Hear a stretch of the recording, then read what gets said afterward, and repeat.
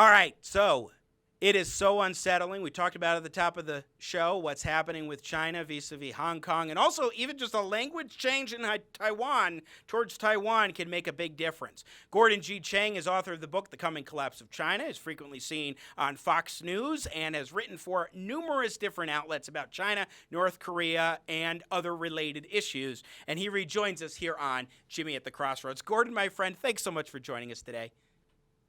Thanks, Jimmy.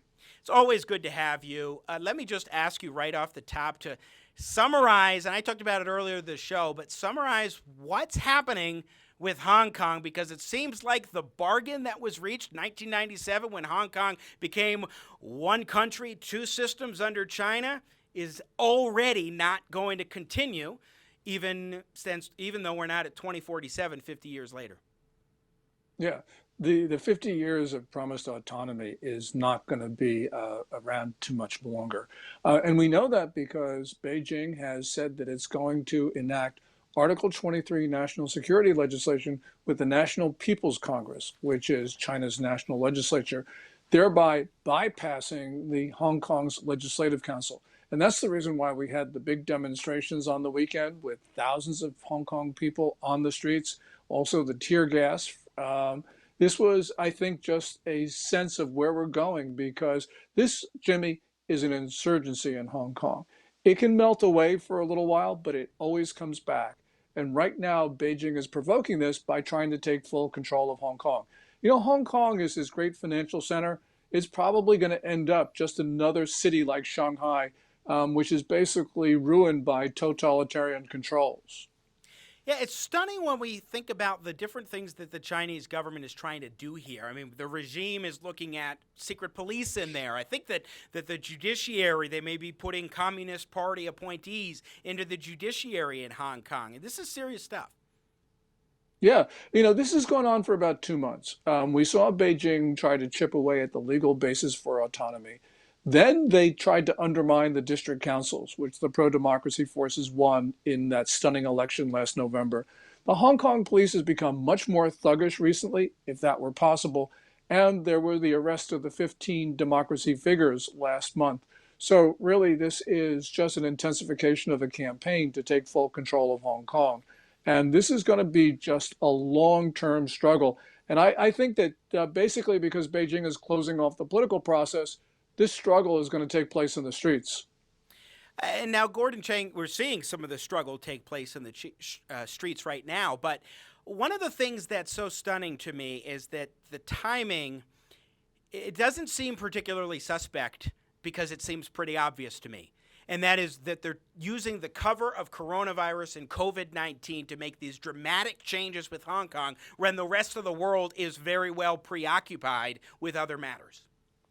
Yeah, that could very well be their motivation, though it's sort of tough to figure out. What China is doing right now, and this the broader context, is we're seeing Xi Jinping's wolf warrior diplomacy. So, for instance, there have been the boat bumping and other incidents in the South China Sea and East China Sea against Japan, Taiwan, the Philippines, Vietnam, Malaysia, Indonesia. Then there's the threats of invasion of Taiwan.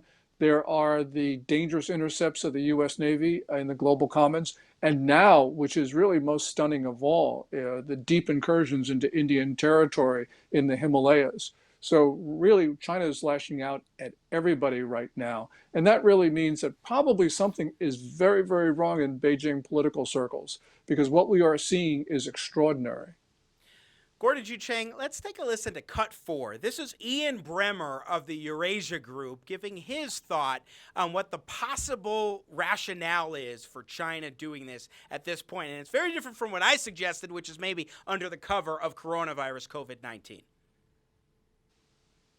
It is the concern that the United States relationship is becoming much more hostile that has led the Chinese government to move forward on this Hong Kong decision.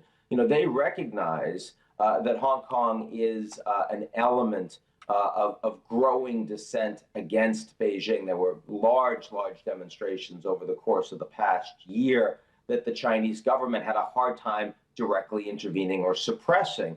You know, frankly, Xi Jinping who has been taking a lot of criticism, not just internationally, but domestically because of the coronavirus issue, this is a rally around the flag moment for him.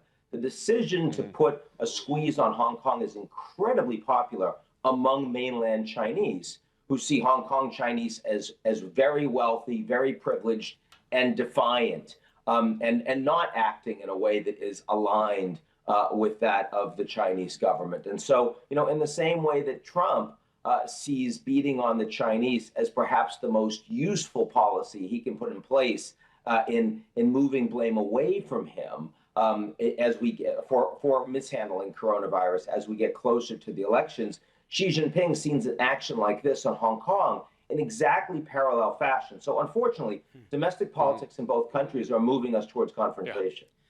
Yeah. U.S. hostilities against China are to blame here. Gordon G. Chang, what do you make of Ian Bremmer's comments there on CNN? I'm really too angry to reply. This is not about the U.S. We've had elites in this country just blame America for everything. We got to remember that China is a hostile militant regime. Its foreign ministers on Sunday said, look, China can't change. Well, we have seen China engage in really dangerous behavior since the middle of February. There have been those attempts to grab territory from others. They continued to steal U.S. intellectual property. They took steps deliberately to spread the virus beyond China's borders. After they saw what coronavirus did to cripple China, they decided to level the playing field by spreading the virus elsewhere. We have 98,000 dead Americans because of a decision that Xi Jinping made in December and January.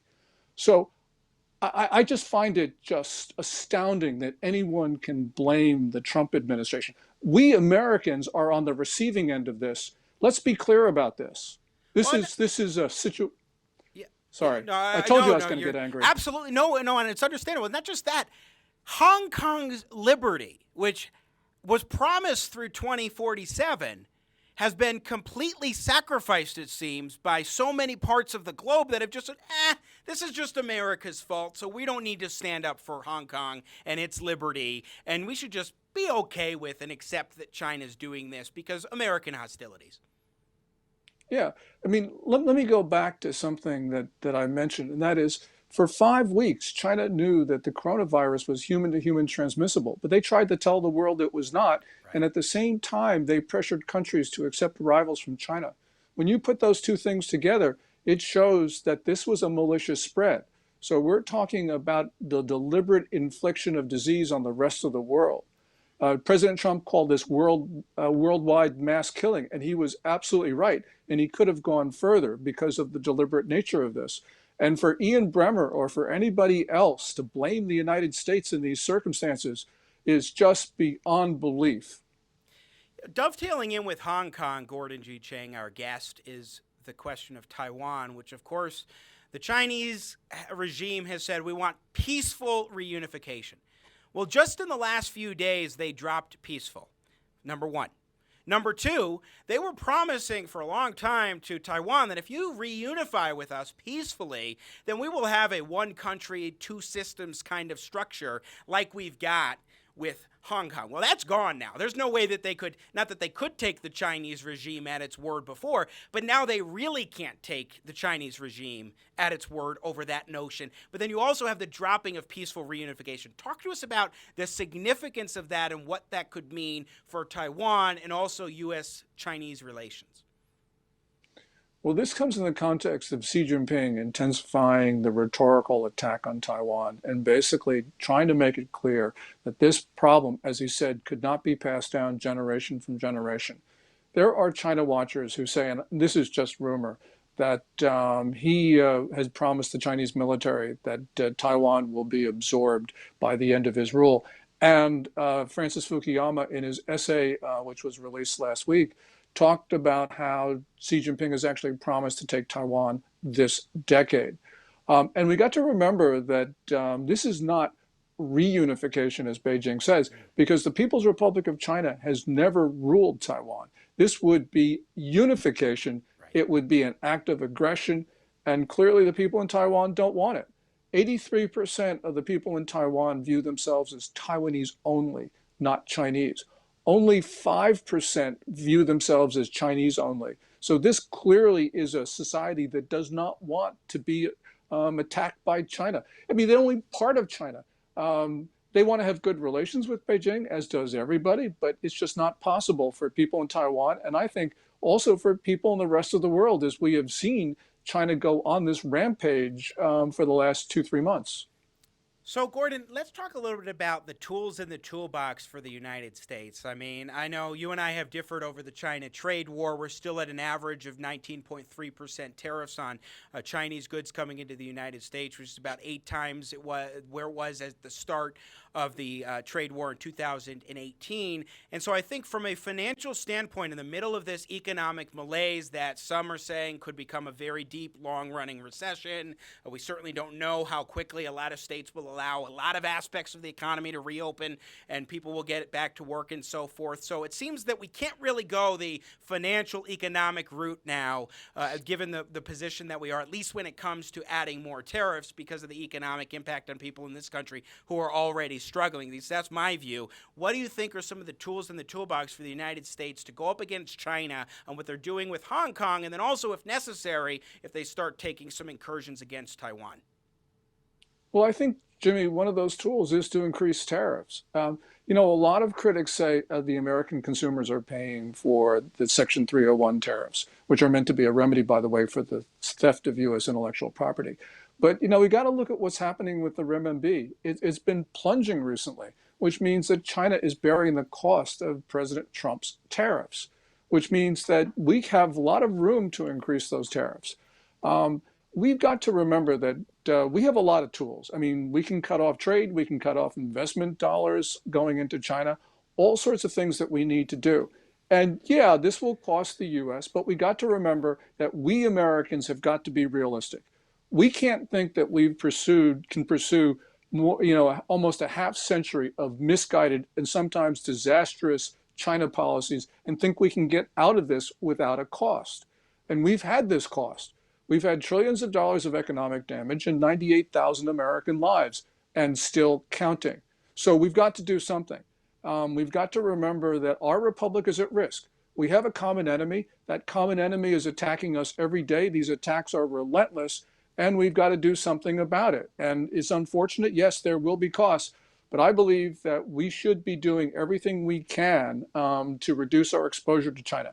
China is not reformable, or at least communist China is not reformable. That means we've got to reduce our exposure to it, which means cutting off trade, cutting off investment, and doing the most we can possibly do to insulate ourselves from a dangerous, militant society. I think it's a little more complex because of the economic dynamics we're facing now in terms of the challenges, not just of moving supply chains around the globe. That was already something people were looking at with regards to the China trade war. But now we're facing a situation where the economic strife Americans we got 38 million Americans who are now out of work, and they can barely even afford regular products, let alone if we were to try to speed up the movement to other countries. And so I just don't see how that's practical, Gordon, to make that economic switch and force the American people to go through more of an economic strain. Because while China's doing its level best to eat as much of these tariff costs as they possibly can, that doesn't mean that it's working 100%, that we're not seeing economic impacts on the American people, and also that the Chinese government is going to be able to necessarily continue that currency policy that you were pointing to before. Well, you know, Americans are out of work, so why not bring the factories back into the United States? Why can't we have more of a self-sufficient economy? Easier said than done, too.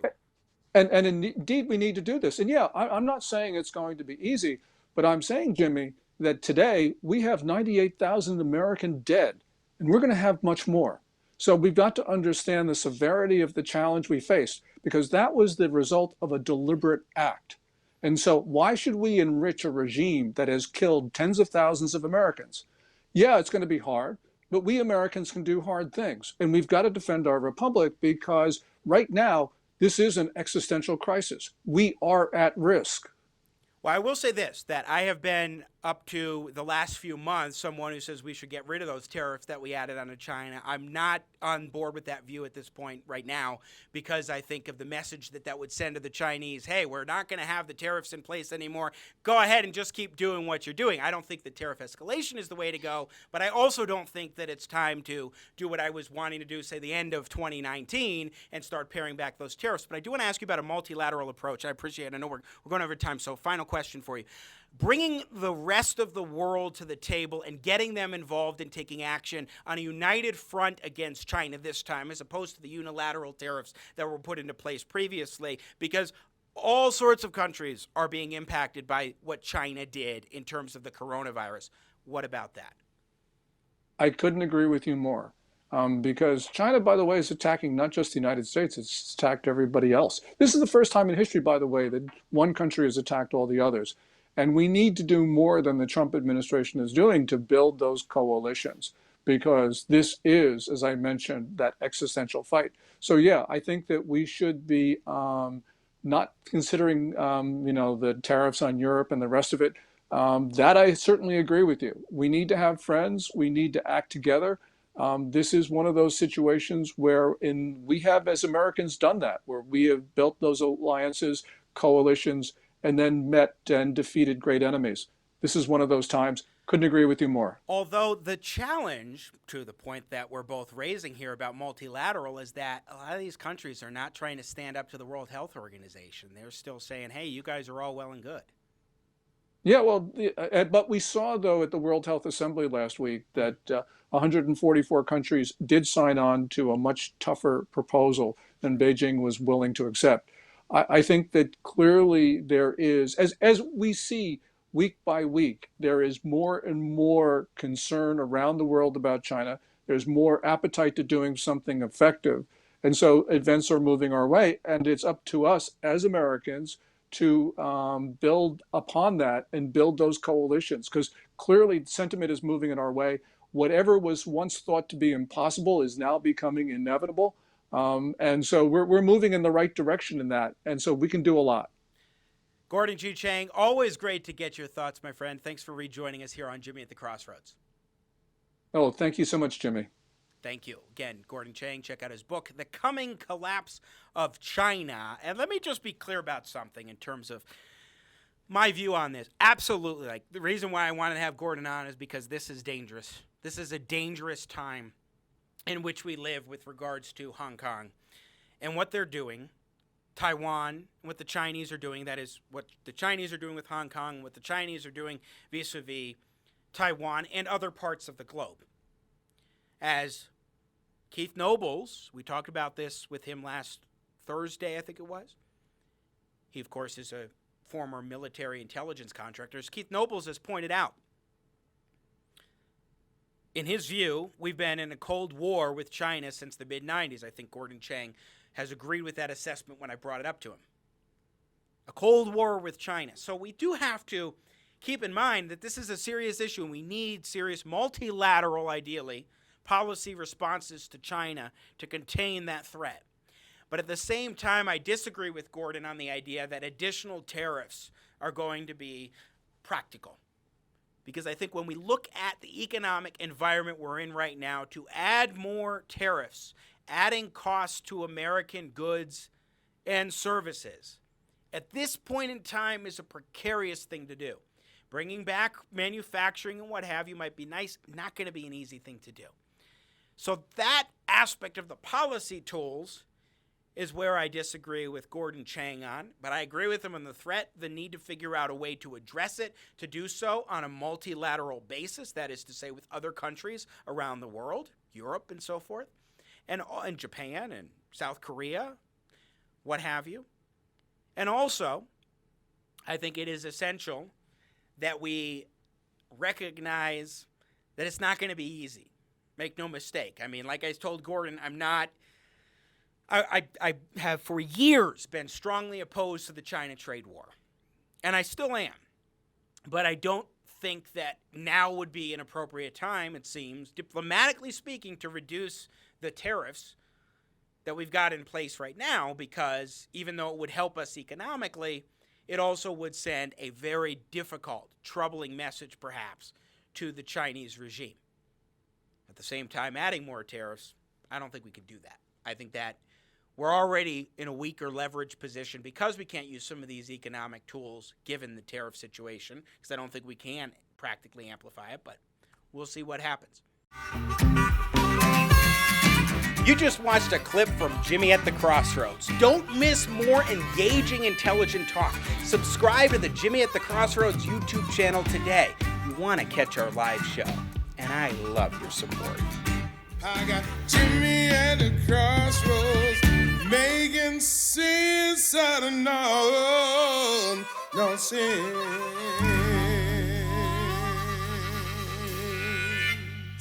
Yeah.